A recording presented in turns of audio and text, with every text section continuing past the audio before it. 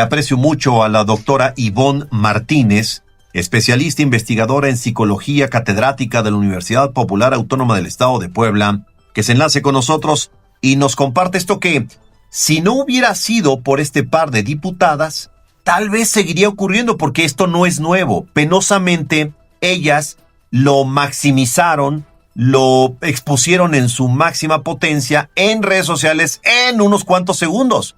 Pero penosamente esto viene ocurriendo en cualquier sociedad del planeta. Doctora Martínez, ¿cómo estás? Muy buenas tardes. Hola, muy buenas tardes. Saludos cordiales a todos. Muchas gracias. Estamos de acuerdo en que este fenómeno ha venido ocurriendo y crece y crece y crece, sobre todo en redes sociales, doctora. Así es, actualmente, desafortunadamente por las redes sociales, Sí. Este tipo de contenido o de discriminación se vuelve más viral de manera exponencial. Esto existía y fue acuñado este término desde 1969, aunque anteriormente lo había, pero en 1969 surge este concepto de edadismo, y el cual fue acuñado por un médico psiquiatra gerontólogo, Butler, el cual dice en estos estudios que él realizó que el edadismo comprende los prejuicios, la discriminación y los estereotipos que tenemos hacia ciertas edades, no solamente hacia las personas adultos mayores, sino a cualquier edad. Puede existir un edadismo, una discriminación o un estereotipo hacia cualquier edad. Incluso, por ejemplo, en nuestra sociedad actual se da mucho hacia los jóvenes que empiezan la edad universitaria. Se les cree que son, o se ha dicho que son, la generación cristal. Entonces, este fenómeno que estamos hablando ahorita, que tiene que ver con adultos mayores, nace en el seno de una sociedad en donde la persona no es mirada por su dignidad en sí misma, sino por lo que produce y por lo que hace en el momento y en la etapa de vida en la que se encuentra. Estamos hablando de que el edadismo no es solamente faltar el respeto a una persona mayor en este caso, Exacto. sino que es algo mucho más profundo todavía. Es el conjunto de estereotipos, prejuicios y formas de discriminar a partir de una edad. Esto ha sido señalado por la Organización Mundial de la Salud, porque es un fenómeno a nivel mundial. Sucede cotidianamente y genera muchas veces políticas y comportamientos que dañan a las personas de ciertas edades. Por ejemplo, uno muy marcado desde hace décadas es: no contratamos a personas mayores de 45 años, Cierto. de 50 años. Sí. ¿Y por qué? No hay razones contundentes que muestren el por qué no de la contratación. Entonces, estamos viviendo en una sociedad que poco a poco ha ido desplazando a los adultos mayores bajo el estereotipo de no ser productivos, de no ser ágiles, de no usar tecnología, etcétera, etcétera, etcétera. Pero esto ha sido estudiado por la psicología social. Un fenómeno de la edad que se asocia con la belleza, la productividad, la innovación, la sexualidad y el éxito. Y envejecer, entonces, lo asociamos con deterioro, lentitud, dependencia, pérdida de valor. Es una cultura centrada en la imagen, en el consumo, en la productividad, y esto se ve reforzado hoy en día en medio de las redes sociales, en medio de una era globalizada altamente. Entonces, el fenómeno redes sociales amplifica este comportamiento. Es decir, las redes sociales no inventaron el edadismo, pero sí lo vuelven viral. Aquí hay un dato muy interesante de un estudio que se realizó en el 2017, en donde se analizaron más de 3,000 titulares de videos informativos sobre personas mayores, y se encontró que había representaciones negativas y que estos obtenían más visualizaciones y que eran más compartidas. Entonces, ¿qué es lo que nos refleja este estudio? que lo negativo atrae la atención, que genera reacción, que circula, que la burla puede convertirse entonces en entretenimiento, estereotipo y contenido que sí vende. Ujú. Por lo Exacto. tanto, tiene rating. Y ese rating es a costa de una etapa de la vida, de personas que son significativas, que poseen sabiduría en sí mismas y que no valen por un deterioro físico o no. Pero también el edadismo refleja una situación personal. Esto lo estudia la psicología clínica. Hay una cuestión muy profunda ahí. Es nuestro miedo a envejecer. ¿Por qué? Casi estamos llegando a la mitad del siglo XXI, Ujú. tenemos muchos más recursos científicos, médicos, tecnológicos para vivir más y para vivir mejor y conservar capacidades y no envejecer y la piel y los huesos, etcétera. Pero paradójicamente es la época en donde tenemos mayor presión para parecer jóvenes, para no vernos envejecidos. Y entonces empezamos a pensar, estoy viejo, necesito ponerme botox, estoy viejo, necesito ya hacer tales reparaciones en mi cuerpo. Entonces, es un prejuicio social en el que vivimos rodeados y hay una presión personal a esa estabilidad de vida que no puedo detener porque la vejez no se detiene, es un proceso natural y es un símbolo de la acumulación de sabiduría y de experiencias en nuestra vida. Muy, Ahora, esto no cambia solamente diciéndole a los niños, respeten a los adultos mayores. Niños, respeten. Personas, respeten. Lo que se ha identificado es que puede cambiar este comportamiento, es convivir con adultos mayores de manera integral, de manera respetuosa y de manera en donde las generaciones aprendamos unos de otros. Porque nuestra cultura mexicana ciertamente está marcada por esos estereotipos, por palabras a veces denigrantes hacia la persona mayor.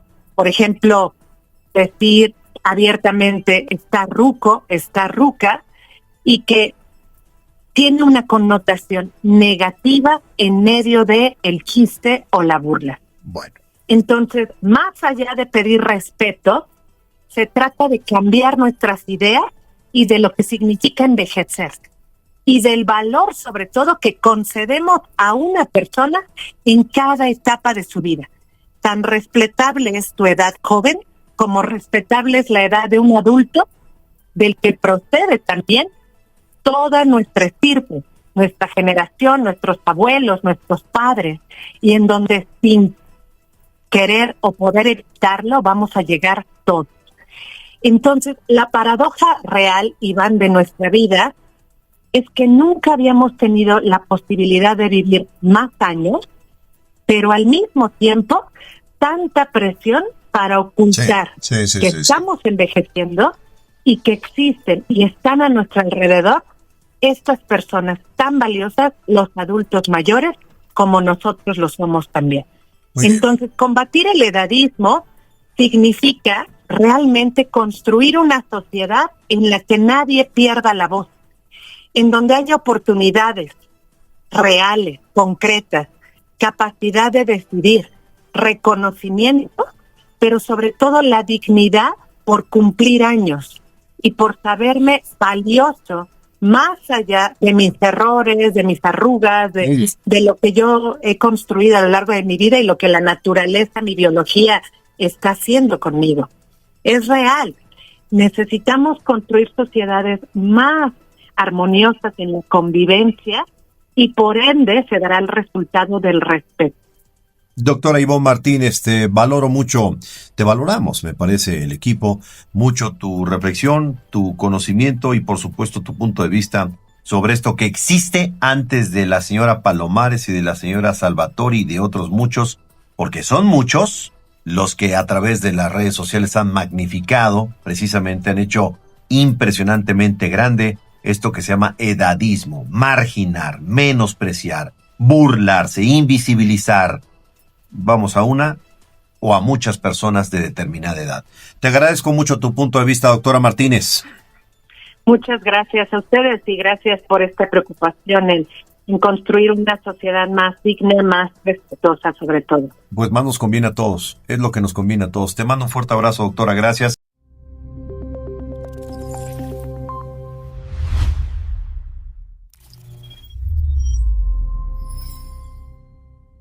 Yo le aprecio mucho a Marlene Ballesteros García, secretaria del Medio Ambiente, Desarrollo Sustentable y Ordenamiento Territorial del Gobierno del Estado. Me acepta esta comunicación. Secretaria, ¿cómo estás? Muy buenas noches.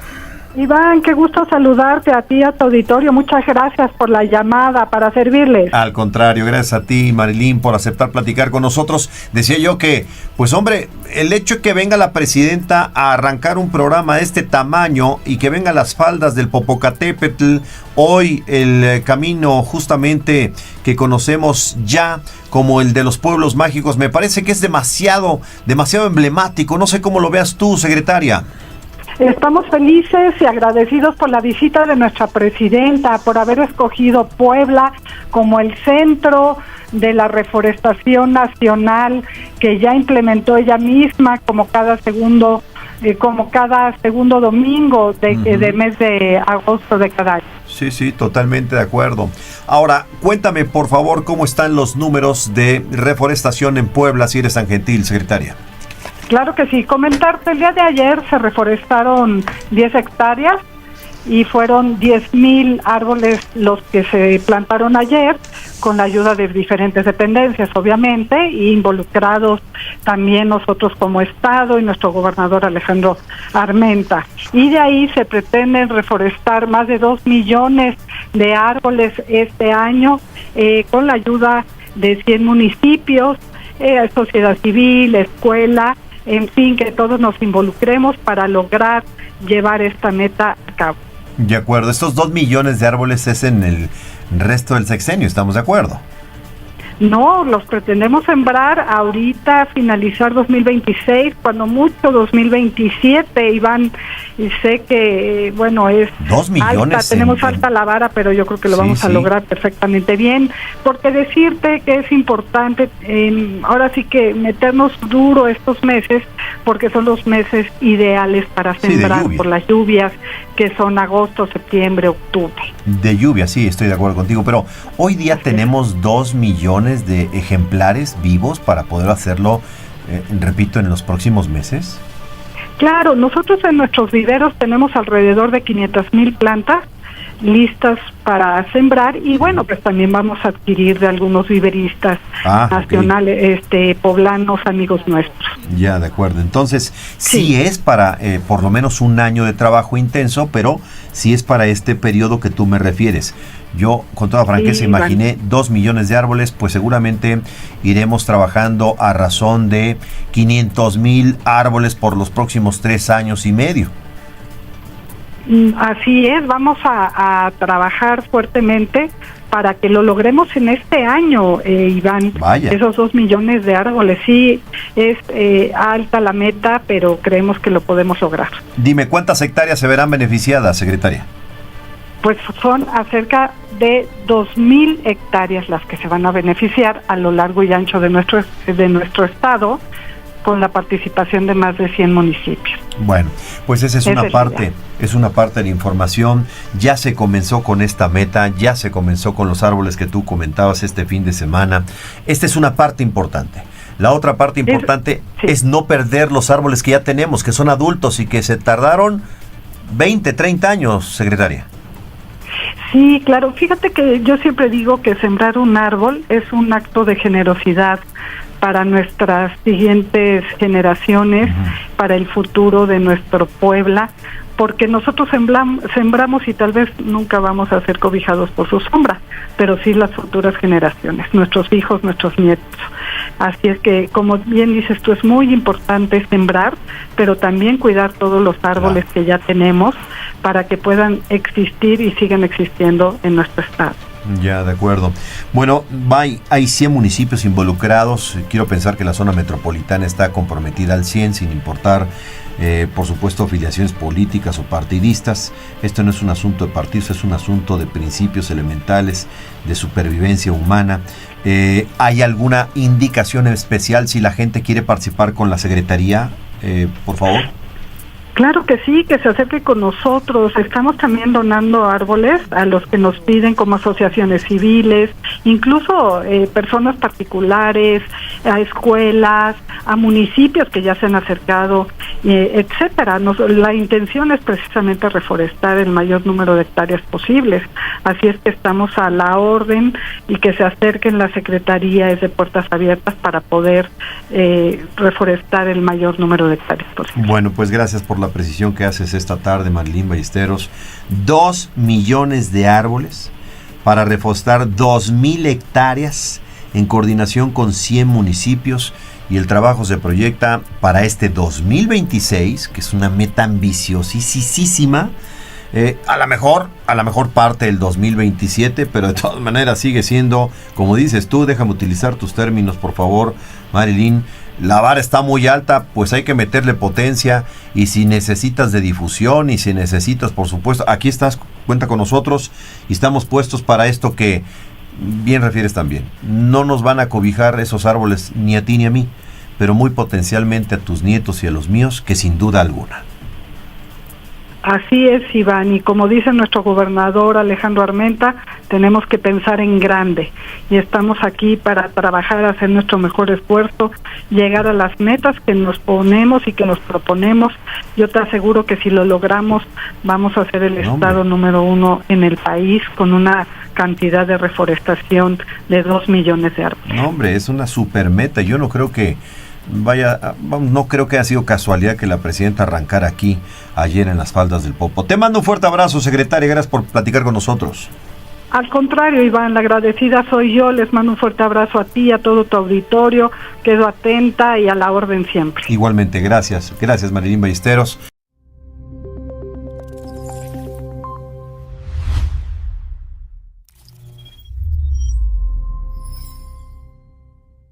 Consultamos al maestro Roberto Ignacio Alonso Muñoz, director del Departamento Humanidades de la Ibero Puebla, la polémica de las diputadas y las posibles consecuencias que yo entiendo van a ser, pues me parece, muy limitadas. ¿Cómo estás, maestro? Muy buenas tardes. Muy buena tarde, Iván. Un gusto saludarte a ti y a tu auditorio. Igualmente, nosotros estamos muy complacidos de escucharte en esta jornada. Roberto, cuéntanos, ¿tú crees que después del escandalazo que ya se hizo, después de que los reflectores hoy están literalmente puestos, siguen puestos en estas dos legisladoras locales, ¿tú crees que vaya a haber consecuencias? ¿Tú crees que esto cambie la conducta de los militantes y cuadros distinguidos, entre comillas, de Morena? Honestamente, Roberto. Mira, desearía que sí, pero la verdad es que hay pocos incentivos para que eso suceda. Estamos ante una polémica que es sintomática de un fenómeno crítico para la política en México, que tiene que ver con el lugar que han acaparado, que han ganado y que hasta ahora les ha concedido, en este caso Morena, pero también otros partidos políticos, a los influencers, a personajes que han devenido en política cuando en realidad su trabajo, su trayectoria ha estado más bien vinculada a otras órbitas del desarrollo profesional. Y me parece en ese sentido que Morena tiene hoy delante de sí la oportunidad de poner un freno a este fenómeno y de evitar que se genere mayor impunidad de una conducta muy reprobable, porque da al traste con lo que ha sido un eje cardinal en la política pública de la Cuarta Transformación, que es la dignificación de la vejez, que tiene que ver con más de 13 millones de personas adultas mayores que hoy reciben una pensión y que han ocupado buena parte de la atención y de las prioridades ya de más de 6 años de gobierno de la Cuarta Transformación. El comportamiento de estas legisladoras es reprobable en sí mismo, pero resulta todavía más condenable cuando la propuesta programática de Morena ha querido poner al centro a este sector de la población. Por eso digo que estamos delante de un problema que es sintomático de la política en México, no solamente de Morena, y Morena tiene en su escritorio, en la Comisión Nacional de Honestidad y Justicia, la oportunidad de poner un freno a este comportamiento. Poner un freno sería lo más lógico en un sistema donde, bueno, pues, digamos, el derecho humano o los derechos humanos tienen que estar por encima de cualquier chiste o de cualquier interés, incluso partidista. Yo no veo ese escenario en México y déjame compartirte esta reflexión, Roberto y amigos del auditorio. Da la impresión de que Morena hoy está sometida a un desgaste muy importante. Si usted revisa o si tú revisas, Roberto, resulta que las críticas, los señalamientos, las acusaciones en torno de Morena y de todas las pifias que comete Morena con muchos de sus cuadros es como nunca un verdadero problema para este partido. Es decir, Morena está sometida hoy a una presión mediática. Me parece que todo mundo comprende por qué quieren impulsar este tema de los derechos de las audiencias. Porque vienen las elecciones del año que entra. Porque hoy la presión es muy importante. Aceptar hoy una equivocación, admitir que tus cuadros se están pasando de la raya, están pisando tus propios estatutos, significaría como reconocer públicamente que efectivamente sí, la sociedad está colocando en un debate correcto, certero y adecuado, digamos, el desarrollo de un partido político en el poder. Para acabar pronto, yo creo que es más fácil que Morena hoy aguante vara, lo digo con un respeto elemental, porque esa es la frase, es la expresión, pues no le queda más que aguantar vara, y es preferible que aguanten vara a que salgan, reconozcan, y al reconocer, pues sancionen, y en el extremo expulsen a dos cuadros que les hayan hecho más daño que ayuda, creo yo, Roberto. Tienes un punto, Iván, y en efecto, como lo decías al principio, no sería la primera vez en la que se apuesta a la desmemoria, a que corra el tiempo y esto pase a formar parte de las últimas páginas de los diarios de circulación nacional o bien pase al olvido. Es correcto. Sin embargo, me parece que Morena está pagando esta factura y ha pagado otras precisamente por la apertura, yo diría irresponsable, que hizo de sus puertas a personajes de todo signo y de todo color político. Oye, y además de toda estatura, y además, decía yo, querido Roberto Ignacio, de toda talla, de toda estatura, de toda cuestionabilidad, o sea, de verdad que... Es el problema de los partidos atrápalo todo. Sí. Está en ese momento pagando facturas y me parece que lo que marcaría la diferencia tiene que ver con las fisuras que hoy día experimenta el partido. Aquellos sectores mucho más vinculados al proyecto original de López Obrador y otro proyecto más bien de advenedizos, de personajes que se han valido de la marca para mantenerse en la clase política con independencia del partido que está gobernando. Te doy un comentario final a ti y a la audiencia. Consulté este fin de semana a un par de personalidades de Morena, que ni siquiera eran de Morena, eran de otro partido, del PRD, para acabar pronto. Sí. Y hoy son de Morena, para acabar pronto. Y les pregunté, oye, este fenómeno, ¿dónde y hasta dónde va a permear? ¿Hasta dónde va? Y me dijo, Iván, no nos engañemos. Todos los que hoy día son parte de estas militancias tan cuestionables, todos los que hoy día hacen y deshacen, generan conflictos, generan escándalos, viajan en primera clase, traen joyas, traen zapatos y tantísimos casos. Me dijo, todos ellos saben que el partido tiene que aguantar, que el partido no puede sacarlos, porque para que eso suceda, así me lo dijeron, tendrían que entregar a un Rocha Moya.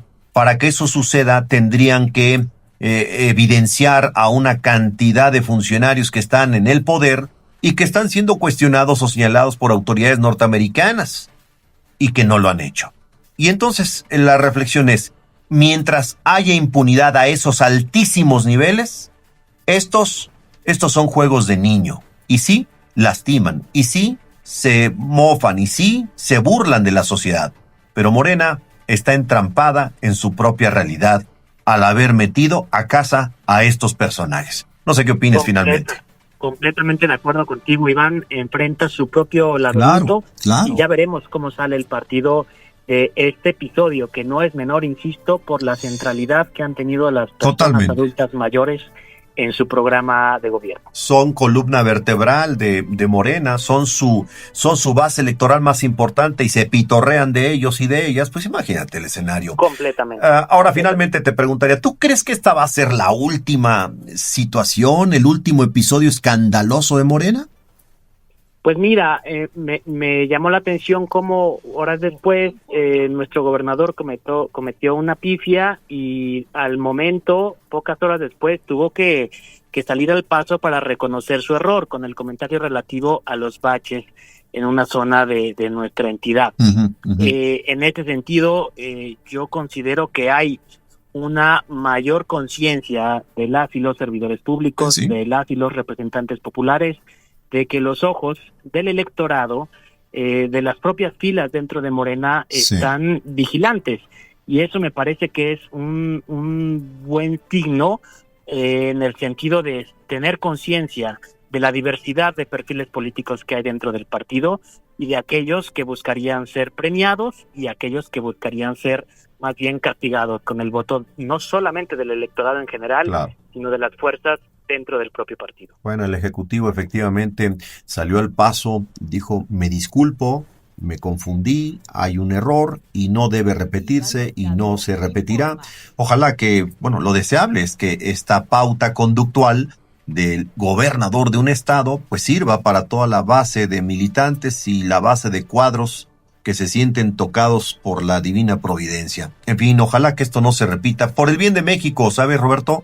Porque honestamente esto no hace más que exhibir el tamaño real de una fuerza política que hoy domina en el territorio nacional. Maestro Ignacio Alonso Muñoz, Roberto, te mando un abrazo y te agradezco que compartas con nosotros esta tarde.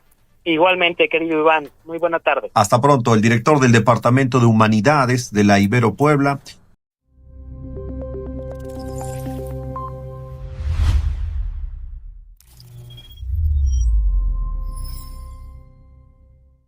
¿Cómo estás, María Eugenia? Muy buenas tardes para ustedes, tardes, noches ya. Hola Iván, saludos a toda la gente linda de México, desde Colombia, pues un abrazo gigante. Lamentable pues lo que pasó hoy, que nos sorprendió pues esta mañana. Sí, de acuerdo. El escenario pues es, vulnerable, es un escenario complicado. Las imágenes son terribles. El tamaño de la sacudida en la tierra que tuvieron ustedes ha sido impresionante y a veces uno se pregunta cómo es posible que no haya habido más colapsos, no haya habido más muertes. Por fortuna no. Cuéntame cómo están ahora mismo, María Eugenia. Pues ya se hablan de más de 150 personas fallecidas y más de 100 personas heridas. Siguen también pues con las labores de rescate. Recordemos que este sismo fue con una magnitud de 7.4 y con una profundidad de 103 kilómetros, afectando a varias ciudades que por redes sociales y por noticias pues se está diciendo que pues las personas que no conocen Colombia o que no están acá, pues la distancia entre cada ciudad es lejos. O sea, el epicentro fue en Chocó, casi hacia el norte de Colombia. En Cali se sintió mucho, en Pereira, en Manizales. Acá en Bucaramanga, pues afortunadamente yo estoy como hacia el centro del país y no se sintió, o sea, sí se sintió el terremoto, el sacudón fue duro, pero no hubo afectaciones estructurales y afortunadamente hasta el momento pues tampoco hay pérdidas humanas acá en Bucaramanga, donde yo estoy. De acuerdo, María Eugenia. ¿Hace cuántos años no vivían ustedes un episodio de esta naturaleza, un terremoto de este tamaño, de esta magnitud? Pues acá en Colombia siempre han habido terremotos fuertes. Bueno, estuvo también la tragedia de Armero, que recordó Armero de Colombia, estuvo el de Popayán, el de Cúcuta, y donde yo vivo es una zona sísmica, que acá se puede decir que tiembla todos los días. A veces uno siente los temblores, pero uno como que ya está acostumbrado, porque yo estoy cerca de la Mesa de los Santos, y ahí tiembla todos los días. Pero un susto que no me acuerde. Eso fue como en el 2015, que yo estaba trabajando en la alcaldía de Bucaramanga y nos quisieron evacuar porque el edificio sí sufrió daños estructurales. Entonces tuvimos que evacuar y se perdió la comunicación y todos los, pues donde yo estaba era como la zona gubernamental, entonces todo el mundo se reunió en el parque y también fue muy duro, pero es que así como esta magnitud, creo que es el terremoto con mayor magnitud de este siglo XXI, Ya. acá en Colombia. Ya, de acuerdo. Ahora viene el tema de reconstrucción. Primero rescate y después censos y después reconstrucción, pero apoyo también a damnificados. ¿Cómo sienten ustedes a su nuevo mandatario, este liderazgo que estaban esperando en Colombia, María Eugenia? Pues de Estados Unidos ya se pronunciaron y pues no tengo acá la cifra exacta, la busco, creo que van a apoyar allá, con $15.5 millones, Sí. el gobierno de Donald Trump va a apoyar a Colombia en este desastre. Los ministros ya están en el lugar de los hechos, igual que el presidente, y el alcalde donde yo vivo también ya mañana inicia una jornada de recolección de ayudas, va de 8 de la mañana a 5 de la tarde, martes, miércoles y jueves. Y lo mismo lo hicimos cuando fue el terremoto de Venezuela. Estuvimos también 3 días recogiendo, creo que fueron 10 o 12 toneladas que se recogieron de Bucaramanga para enviar a Venezuela. Bien. Era Unidos por Venezuela. Y la campaña de nosotros es Bucaramanga Unida por Colombia. Ya, de acuerdo. Vienen horas complejas, María Eugenia. Te repito, ¿el liderazgo del presidente lo sienten cercano a esta tragedia ustedes? Claro que sí, hizo consejo de ministros a primera hora, tan pronto pues se supo y ya fue al lugar de los hechos, igual que su gabinete, ya están reportando. Y esta mañana amanecimos con la noticia de que los ministerios iban a frenar la contratación, iban a congelar porque pues para iniciar el nuevo gobierno y pues no habían los recursos. Claro. Pero ahora pues ni modo, porque hay que sacar recursos para volver a reconstruir y ayudar a todas estas familias damnificadas. Vi precisamente un video de unos rescatistas que sacaron bebés a los animales, los perritos también. La gente salía a las calles con sus mascotas y 2 médicos o enfermeros que estaban en un hospital sacaron los bebés en brazos, o sea, los salvaron. Mucha gente salía corriendo, pero ellos salvaron a estos bebés. Que acabé de ver un video también del hospital de Cali donde se desplomó. Entonces uno dice, bueno, la gente que no se puede mover, que no se puede movilizar, muy terrible. Terrible, pero bueno, son historias que se tejen a partir de un desastre natural y que en muchas ocasiones eso define la identidad, la personalidad de un pueblo. Te lo digo porque eso nos pasó y tú lo sabes muy bien, nos pasó a los mexicanos. Ahí aprendimos nosotros a meter los hombros juntos, a cargar piedras juntos, en fin. Espero que esto sea mucho, mucho más ligero que lo que vivió Venezuela, que lo que vivimos los mexicanos. María Eugenia, la presidenta de México ha anunciado que se va a destinar un paquete de ayuda primario, pero seguirá el apoyo, por supuesto, también ahora a Colombia. ¿Te gustaría comentar algún dato adicional? No, pues que muchas gracias por estar pendiente de Colombia, y hace poco suprimos también lo del país hermano Venezuela, lo de ustedes también lo de México. Sí. Entonces nada, pues dicen que hay réplicas y que hay que tener el botiquín salvavidas y estar preparado, pero realmente yo creo que uno nunca está preparado para eso. Imagínense que esta mañana estábamos al aire, estamos en un programa de 6 a 9 de la mañana, Sí. y a las 7:30 nosotros ahí en cabina de radio, y empezó a moverse, y el director dijo, quietos, y ya cuando vimos que de verdad no paraba, dijimos, no, evacuemos, y estamos en un quinto piso, y por las escaleras bajamos con toda la tranquilidad, y esperamos a que se calmara y luego volver a subir y tener informada a toda la comunidad.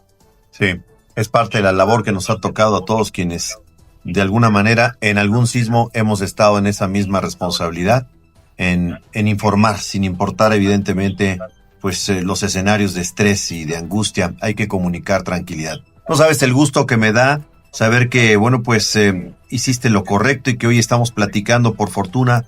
María Eugenia Mejía, permíteme seguirte consultando al cabo de las horas y al cabo de los días allá en tu trabajo periodístico. Te mando un fuerte abrazo solidario, por supuesto, desde México. Con mucho gusto, gracias Iván, gracias Clau, y un abrazo también hasta México, nuestros hermanos mexicanos. Estamos atentos de ustedes. Gracias, María Eugenia. Es periodista, mi compañera periodista, emisora de la Cultural de Bucaramanga.